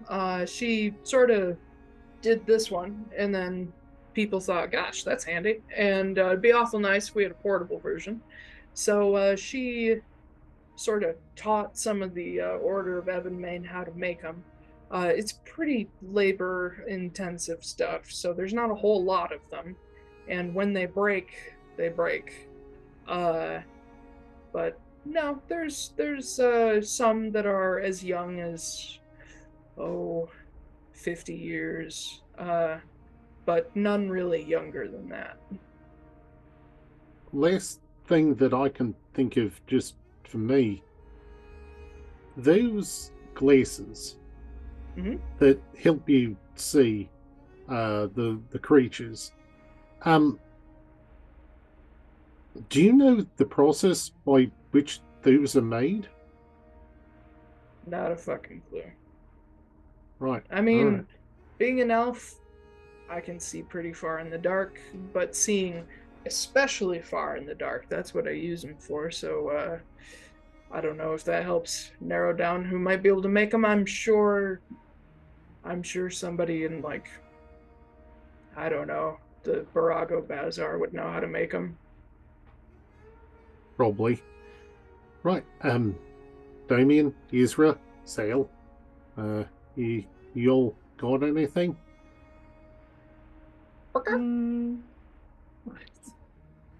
Do you Todd lays down the death card for the guy. And then pushes him off the railing. Yeah. Just Sparta kicks him. Two questions. One, do you know where the closest Barago Bazaar would actually be? That would be over in Amran, across the strait. Okay. Second question. What do you know about the lanterns that appear in the woods? Don't follow them. And advice? Why not? Because, well, first of all, you get lost. I don't know if you all have been out in the woods even in the daytime, but it's real easy to get lost. Inside check. He's not done yet. Hold on. I know. That just sounded almost threatening. There's I don't really know that anyone's really sure what they are. They're just kind of these they're not just like little handheld lanterns, they're like lamp posts. They've got like it's like a big iron bar that's curled over and just a lantern hangs on the end, and they change colors. I was drunk once and wandered off into the woods and followed one and did not make it home for a week. Did everyone else think that you were gone a week? Oh yeah. Oh yeah, everybody thought I was dead. Oh, So, I was just wait. wondering if time was weird. Now that I think about it. Yeah, it didn't feel like I was gone that long. Insight check. Go ahead. Did you get accosted by any of those creatures while you were out there? Oh no, In this the- was in the night? 30 years ago. Oh. 30, he said? 30. Only Okay. 30. So imagine this man, still just as old, wandering around drunk in the forest, following multicolored lanterns. I So- feel happy. Yeah, exactly. So my Gotta advantage be- is starting to pay I off got now some on good- these because I was rolling like dick earlier. So that's a 29, and I guess instead of just saying blanket like insight check, I want to know if there's anything that he like specifically isn't telling us. Like if it seems like he's holding back maybe parts of the story. I'll say this. This man has seen and known more than any of you ever will in 100 lifetimes, even the elves. Regarding this story specifically, you get that he's not necessarily withholding information. It's that there are things he doesn't know and doesn't know how to explain what he does know. Which is DM speak for stop bothering him. He's not going to tell you anything else. No, not at all. It's literally him not being able to explain what's happened out in the woods. Interesting. It's DM speak for this is a dead end. No, it's not. It really isn't. No, I mean him. Speaking to him about this is a dead end, but we have new information to talk to others. Well, it depends. You might have people who can glean things without speech. Yeah. That's true. I forgot about that. That's DM speak for hint. It was DM speak for use skills. No, that's okay.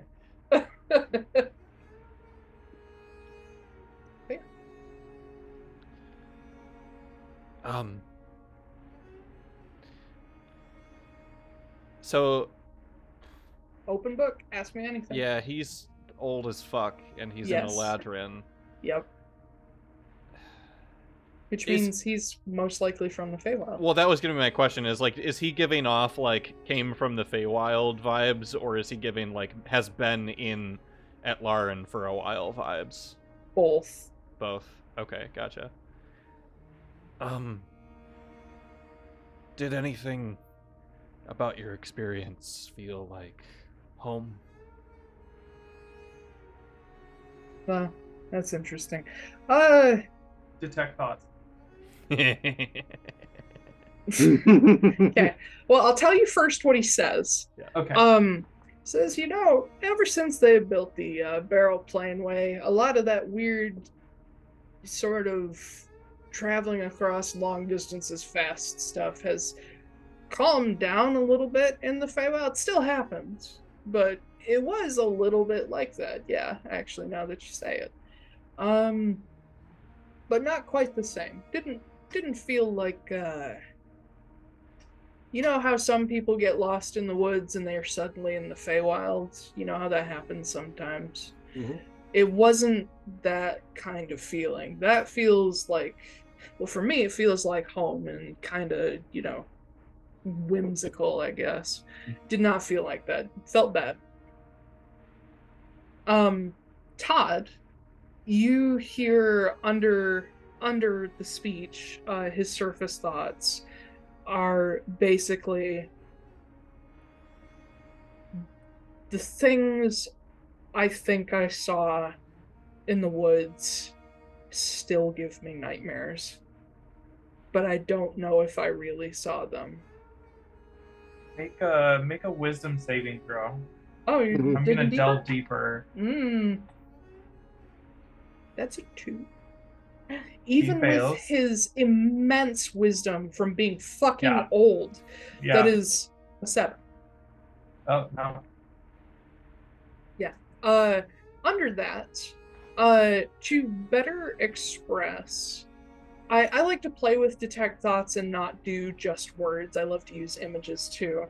So you get a little glimpse at something he thought he saw.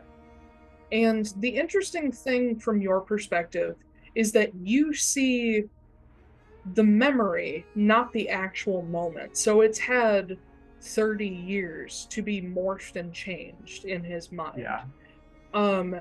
So you see through his perspective, he is standing in the just thickest depths of old growth forest. Which from approaching Oskory, you would know that the Lannahechee Copse is a younger forest than the Dorman Woods, which are south of town. Standing in a slight clearing, but the trees are so thick and so bent over that you still can't see the sky where he is. And you see mist covering the ground up to almost waist level is where it finally peters off. And he is staring into the center of this this clearing at, as he described, an iron post that comes up and loops over, like the lantern from Spirited Away, the one that bounces out to greet Chihiro. Sort of that style, and hanging from it is this sort of geometric, multifaceted lantern with like the classic like street lamp style. And the light inside is not a flame, it's not electric. It is almost like the panels of the lantern are made of like rice paper, and inside the color is shifting, almost like fiber optics. And it very slowly shifts across this color spectrum in cycles. And you see him staring at this lantern, and the vision is a little hazy and like a little wobbly, and you realize he's like trying to stand up straight because he's drunk. And off behind the lantern, hard to see because it's like right past the light, you see a face poke out from behind a tree, and like it doesn't just like go out like this, it slowly tilts out until you can make out a pale feature. Like the features are not very defined, like it's almost like a paper face with just a straight line for a mouth. There's not like lips, it's like a cut into the face. And then the similar thing with the eyes, but they've been opened to reveal irises that are solid black, and then the pupils are white, and then the sclera, the white part of the eye, is sort of this dim gray. It has like a bump of a nose and like slits for nostrils, like imagine Voldemort's kind of style nose. No hair, and its ears are like, it runs from like the top of its temples down to the edge of its jaw. They're too big and weird shaped. And hanging from them are like little pieces of glass on silver wire. And it just stares out. There's no expression, but the eyes are wide, like something out of a like Japanese yokai painting. And it stares for a second, and the tree is like right here, and it just slowly goes back behind the tree. And that is the most striking memory that you get. Okay. Can I also delve a little deeper and try to see what he sees when those creatures show up? I'm sorry, one more time? Can I delve deeper and try to see what he sees when those flying creatures show up at night? Yeah, you can get that. So the most recent thing that you'll get is the previous night. It's sort of the easiest to access. You see that he's sitting in a chair that's like leaned back against the or no, he wouldn't be sitting in a chair. He's sitting on the floor of the like metal grate that surrounds the light. That way, every time the light goes around, it's going over his head and not blinding him. He's just like sitting there eating like a sandwich, like a peanut butter and banana sandwich, but it looks incredibly dry. Just eating. He occasionally like pokes his Impressive. head up and like scans, and then he sits back down. And you see that across from him, sort of facing him and just in his vision on the other side of the light, is his younger partner, a brown-haired human man with like mutton chops, and he's eating his own dinner. They're talking about something kind of nonsensical, like just sharing sailor stories. And one of these times when Lewis pokes up to look, he suddenly like starts, and you see the like flock of bat-looking things coming from the mountains.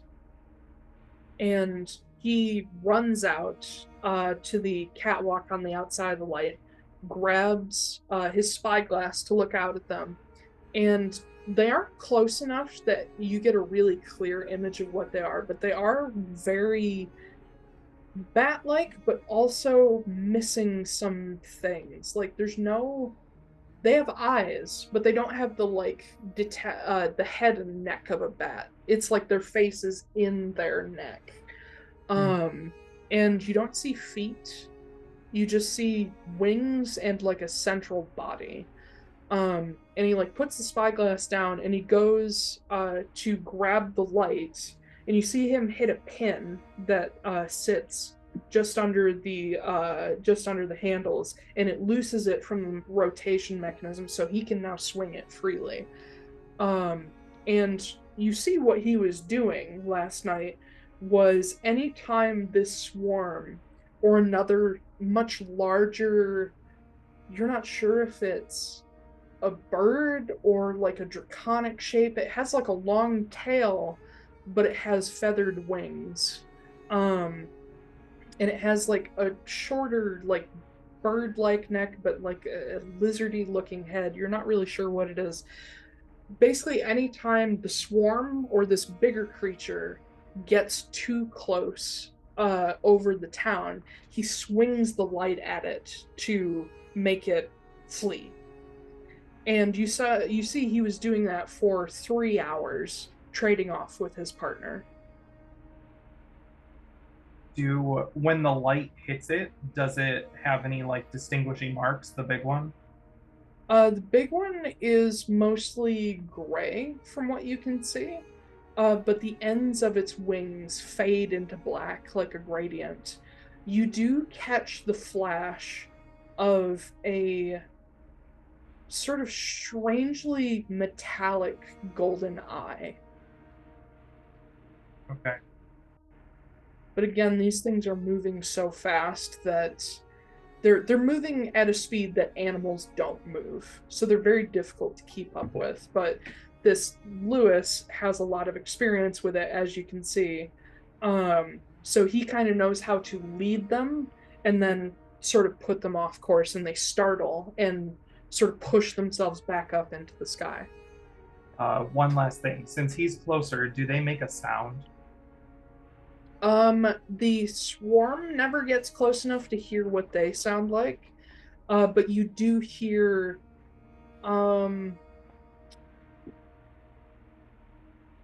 gosh, I don't even know what this sound comes from. Have you guys heard those screamer rockets? The fireworks? Yeah. It's like one of those being set off when the creature, seeing where the light was coming from, makes a dive at the lighthouse, and it's the closest that it gets, but it's still a long ways away, and he swings the light into its face, and it sort of like startles like a bird coming out of being locked into a glide, and it makes that horrible screeching sound. Knowing what I know, things that I have heard from people who may or may not work with me closely, do I know what this is, or do I know where it came from? Or does it, I should say, does it, by what I'm seeing, does it make me believe that what they told me is true?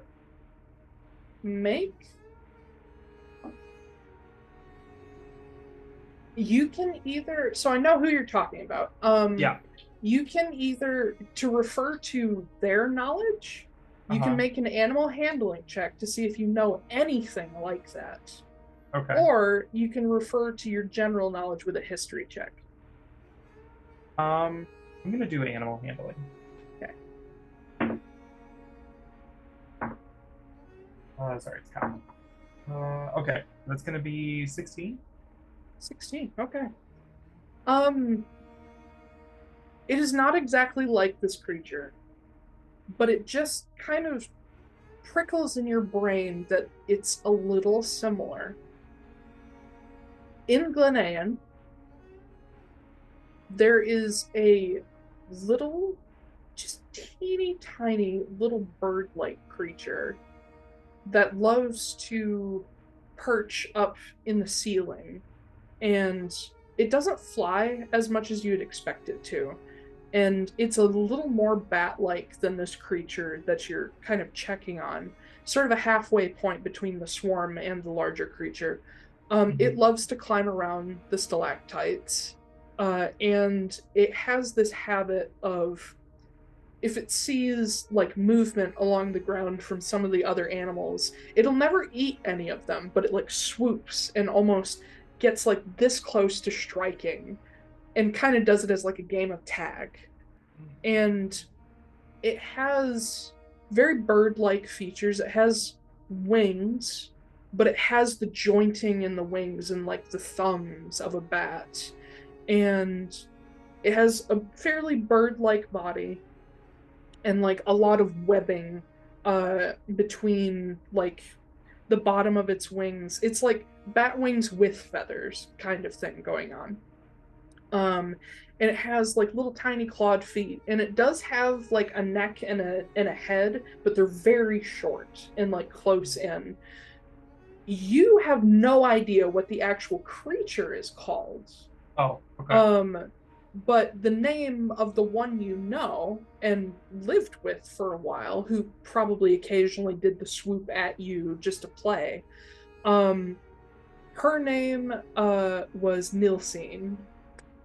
And she was, other than terrorizing the small things that in the wild she would eat, she's actually very sweet. She's a cuddler.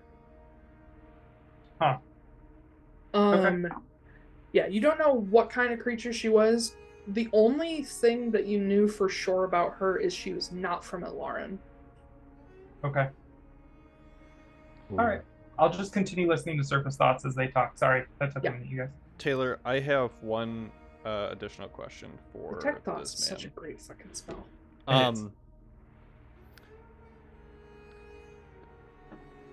You've obviously been here for a long time. Yep.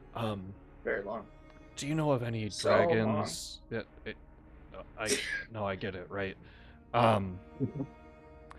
Do you know of any dragons that live in the area, or that maybe used to live in the area? Oh yeah. Where's my list? I know here it's like, oh, it's Dragon like, City. Oh, right, I know. Exactly.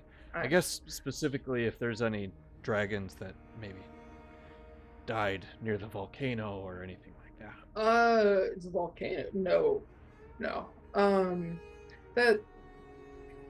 That's an interesting place. Mount Edwin is what it's called. A lot of folks like to think that there's, evil spilling forth from the bowels of hell there, but it's just a fucking volcano. I've been out there a few times, hiked out that way, camped. It's just a mountain. But he does mention, he says, as for a dragon, Thurgrir used to have its own sort of guardian dragon. One of the isles. Let me take you guys over to a map of Thurgrir real fast. The Isle of, oh god, which one was it? Oh, he says out further east of here, the Isle of Brona. There's a place at the north end of the isle called Cape Havoc, and it's sort of the sister city to Hellhaven down on Dara. They have those names for a lot of good reasons, and so does the Hurricane Sea. I bet you can guess why they're called that. But there used to be a dragon, water dragon, that lived down in the Hurricane Sea, called Llyweir, which I can spell for you guys because it's fucking Welsh. He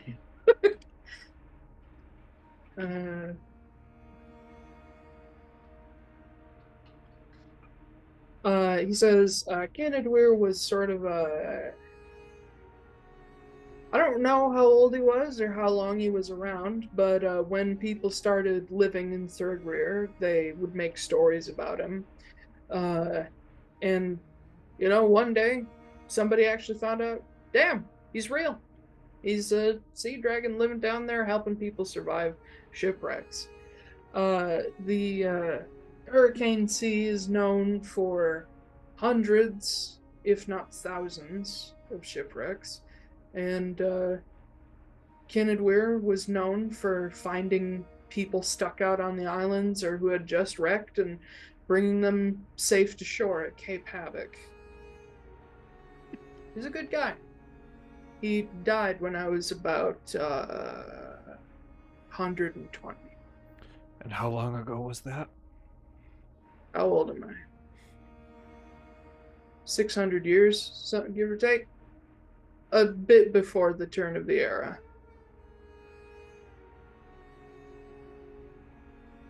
Would have actually been... Oh, gosh.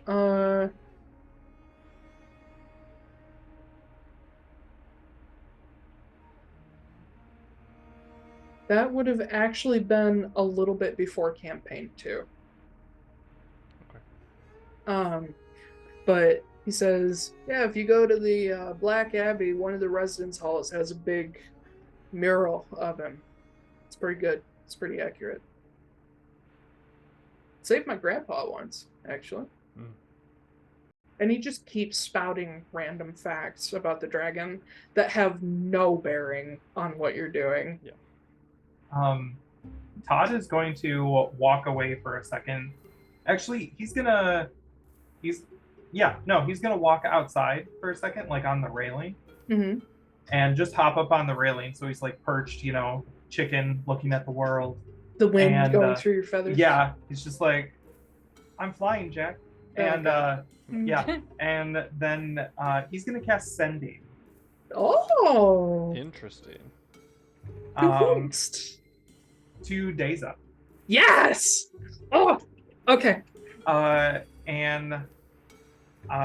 he's gonna be like, hey Deza, so I'm at the town, and the stuff that's attacking kind of looks like Nilsine. Can you tell me about her and where she's from and like things about her? Grabbing my notes about Deza. Hold on. Deza. How are you? Yeah. Yeah. Hi, Mom. Yeah. Yeah. Todd notes. All right. Yeah. Your message sends off without issue. And after a moment, instead of an answer to your sending, you feel something press, almost like it's pressing into your temple. Uh-huh. And a hole opens up inside your brain. Oh God. It doesn't hurt, but it's very weird. This and is horrifying. You felt it before, and it's almost like a tentacle has bored into your skull and grabbed your brain. And you hear, hello, has like one dear. eye like drifts off the wrong way. Yeah, you go full hey. But you hear the most lovely, like, little Scottish grandma voice, just like, hello, dear, so nice to hear from you. And being unbound by sending because of things that I won't say in mixed company yet, she says, Well, everything's gone just smashing lately. We got a few new these little things. They're like round and furry and like in brown and white, and they've got these little ears and these little tiny hands, and they run through tubes, and they're so cute, and I don't know what they are. She's describing hamsters. Yeah, I know. She's like, we've got 4 of them. They're so cute. They all match. She's like still coming up with names for them. But Nielsen, yes, Nielsen McDonald. She is, I don't know that much about her. Still working on the whole talking thing. She, as far as I know, she's not from Atlaran. Definitely not from the Feywild. I've always had a theory that maybe she's from some part of the Abyss. But I've also seen things that kind of look like her in one of the Rings of Hell. And then one time I saw like a big version of her in the Shadowfell. But she hasn't got any bigger, so I don't know if they're the same creature. She's still, she's just the size of a bunny. She's just so cute. And she just fly? Yes. Or is this like one way? Oh, okay. You can reply. You have to kind of like be like Deza. And finally she's like, oh, I'm so sorry, I'm talking your ear off. Chickens don't have ears. She kind of giggles at her own joke, and she's like, what, Donna? So it's good to hear from you too. I'm gonna try not to pick up this accent by accident. Yeah, you're American. Just use your normal voice. So it sounds like what's attacking here is the big version that you saw in the Shadowfell. Oh, that can't be good. Yeah, it seems like we saw some people, or well, what was left of them. Not much. Yeah. I have a story for you already. Oh, yes. It's a short one. Hold on. Let me get paper. Paper? Where's the... Can't you just use your brain to write? But she Aren't needs you something... telekinetic? She needs something to write on with her brain. Yeah. And hear her... while she screams it in real life, you hear it in your head. She's like, David, bring me my journal. Todd's brought us a story. Oh my god, I love this reenactment of Brave. This is my favorite. Actually, like, you don't hear anything from her end except her voice, but finally she's like, okay, go. Okay, so we're at the lighthouse in Kinawinid. Kinawinid? What? Where are we at? Llyweir. Llyweir. Sorry, it's Welsh. I don't know what's happening. Yeah, Llyweir, doesn't matter. You're not. She's like, she just wrote down like 17 fucking Llyweir, letters, and she's like, as soon as you say, like, the equivalent of Welsh is like Southern Dwarven. As soon as you say that, she's like, oh, I'm never gonna spell this right. I'll just spell it phonetically. There's just 47 letters. Yeah. So we're at that place in Thuragreer, and there's a lighthouse here. And apparently people can't see rocks here. So they hit the mountain with their boats. I guess the mountain might be invisible. I don't know. It looks visible from here. I don't really understand. Anyway, the lighthouse is sitting on some rocks, and apparently they're haunted. Ooh. And I made the really old guy so old, Deza. I want to put him out of his misery. I feel bad for him. This is the most we've heard Todd talk. Yeah, I made him believe that there was music and singing, and he slapped a rock and told it to shut up and said that it had been dead for 200 years. I don't know what that means. The telling of this bullshit is the best part. And she says, oh wait, no, I think I know what he's getting at. So there's this thing, there are these ladies that live out in the sea, and they've got like fish tail. There's these ladies that live out in the sea. They live out in the sea. Daza! I can't I'm wait for gonna do everybody to a meet sending to Daza. her every single session. Please don't, because it'll take hours. Oh, She says, "No, these ladies." Jesus. It's not cool to laugh this hard at my own joke. Normally Taiylor breaks this hard when one of us makes them laugh. I've Oh my been God. planning this character for so long. oh, I love her so much. But you're gonna have Doubtfire for the rest of the campaign. It's like Mrs. Doubtfire and Merida, like just Yeah. had a shouting match, and I love it. Oh. Says there are these ladies out in the sea with like fish tails, and they punch on rocks and they scream. For some reason, sailors on their like little boats and things think it sounds good, and they sail toward them, and all of a sudden they wreck, and then the ladies eat them alive. Oh, I think they're cannibals, but I'm not sure. I don't know if they're actually human too. It's like I don't know what they're called, but oh, if only I could do they're that probably. too. I mean, judging by these people, I think they're called like fish singers, or maybe like rock warblers. No, darling, a rock warbler. You remember little Danny? He's a rock warbler. Oh, the singing turtle. A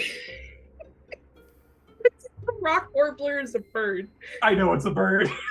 Man, like I hate when It's like a little robin-ass looking bird. I would love if she just named them all the incorrect thing. Like she doesn't know either. My God. He's a turtle.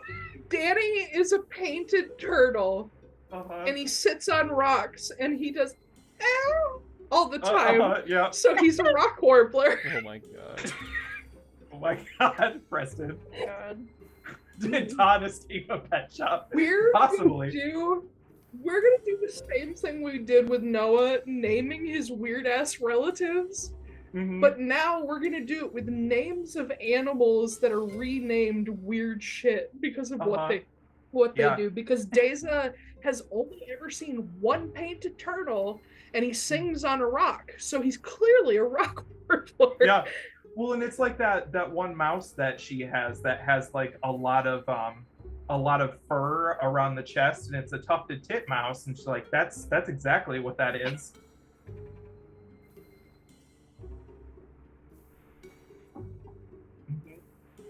broke Taiylor.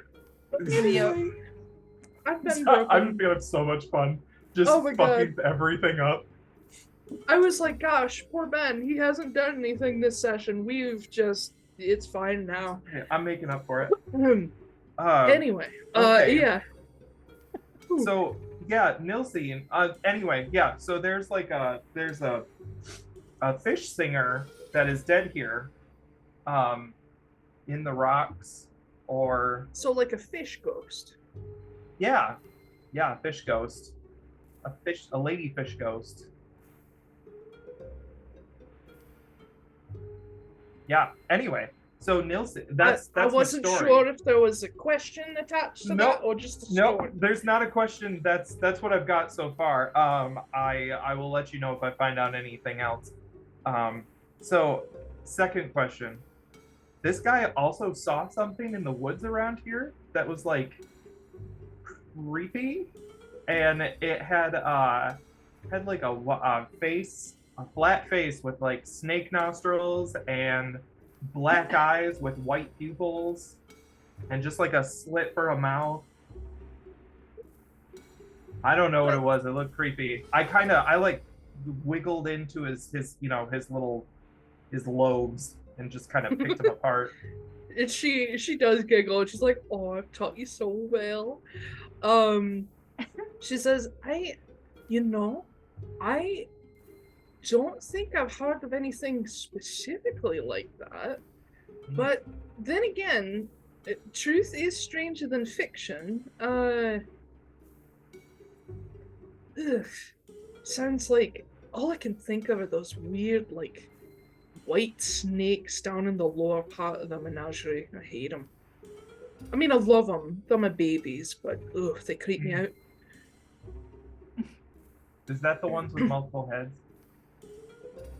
No, she has, Daisa loves all creatures, but some give her the heebie-jeebies. So she does, like, she has not a phobia, but a strange discomfort about snakes, which is even stranger given what she is. Yeah. She doesn't like slithery things, apparently. But she loves them anyway, and she keeps them very well fed. They're more sausages now than snakes. But she just has like a couple interesting white, like tropical snakes. They're just snakes. Okay. Well, I don't know what to do with this giant creature, but apparently it's been killing people here for 20 years. Is that the conclusion Todd has drawn? No, that's what they told us. It's been kidnapped. People have been disappearing for 20 years. Well, yeah, but no one said it was that creature. Oh. That's the conclusion Todd has drawn. Great, cool. Yeah. She says, well, of course, be careful. You know, I can't. You're a very special boy, Todd, and I can't replace you. I can always get another chicken, but it'll never be my Todd.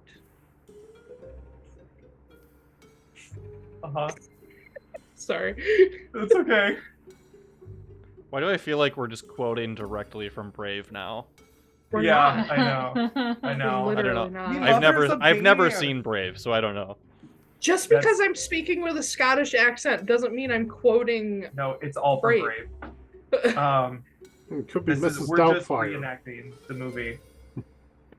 Well, I'll be careful, and we'll see what we come up with. And if I can catch one of these fish ladies, these fish singers, I will send it your way.